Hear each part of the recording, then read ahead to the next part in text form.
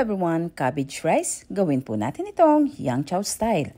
Kaya naman, magpainit po ng kawali at kapag ito ay mainit na, lagyan natin ng mantika. Ngayon naman ay isunod na natin dito yung hiniwa-hiwa na maliliit na cabbage. So mas maganda po na hiwain nyo siya ng ganito kaliliit at ngayon ay ating haluin. Ang paghahalo po natin ito ay hanggang sa maluto. Pero ngayon unahin muna natin yung cabbage lang muna bago natin isunod yung mga sahog. At syempre, lalagyan natin ito ng garlic powder. Pwede rin naman na gumamit kayo ng ginisa na garlic kung wala po kayong garlic powder. Kung meron naman, ay ito ang mas magaan or mas madaling paraan. Then, haluin lamang pong muli hanggang sa ito ay lumambot. Kung napansin nyo ay medyo nagkukulay brown na siya ng konti. Ngayon naman ay isama na natin dito yung mga gulay or yung mga mixed veggies. Meron na pong nabibili na ganitong ready na, naka-frozen at pwede rin naman na kayo lang mismo ang maghiwa-hiwa. So ayan, sinamahan ko po ng green peas at carrots lamang.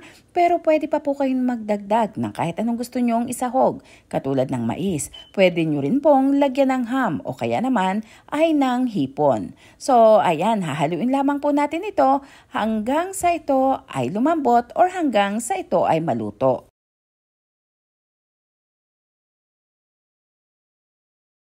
At dahil nga po ito ay yang chow style, lalagyan din natin ito ng itlog. Kaya naman, isabay na natin dito yung pagluluto. Siyempre, timplahan na rin natin ng seasoning itong ating yang chow.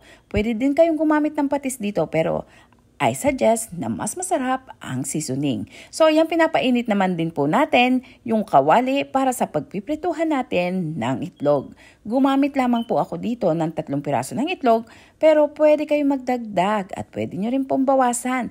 And then, yung mantika naman, pwede kayong gumamit ng olive oil or kahit anong klase ng cooking oil ang inyong gusto. Pero sa mga, syempre, healthy living, gamit lang po kayo ng olive oil, avocado oil, or any kind of vegetable oil.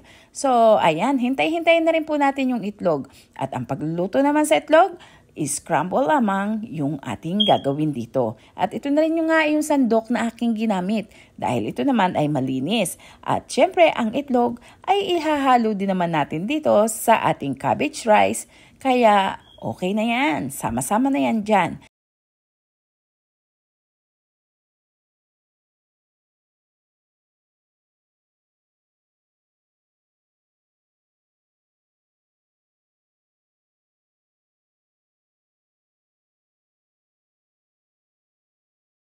At kapag luto na nga po yung itlog, ay isama na natin dito sa ating cabbage rice. So ayan, kapag ganito na yung kulay niya, talaga namang matatakam kayo sa lasa at sa unang tingin ay hindi nyo siya mapapagkamalan na hindi kanin. Kaya naman, sa mga nagbabalak po ng magpapayat dyan, ito ang isang pwede natin pamalit sa kanin dahil pwedeng-pwede rin natin itong kainin ng may ulam. So ito na nga at syempre kailangan din naman natitikman natin itong ating niluto. At depende sa inyong panlasa, kung kayo ba ay magdadagdag pa ng asin or patis. Pero syempre para sa akin ay medyo matabang pa, kaya nagdagdag ako ng konting patis at ngayon naman ay okay na ang lasa nitong ating cabbage rice, yang chow. Kaya lagyan na natin ng ulam. Pwede tayong magpartner dito ng kahit anong ulam. Kaya naman maraming salamat pong muli sa inyong lahat. Bye-bye at mag-ingat po tayo.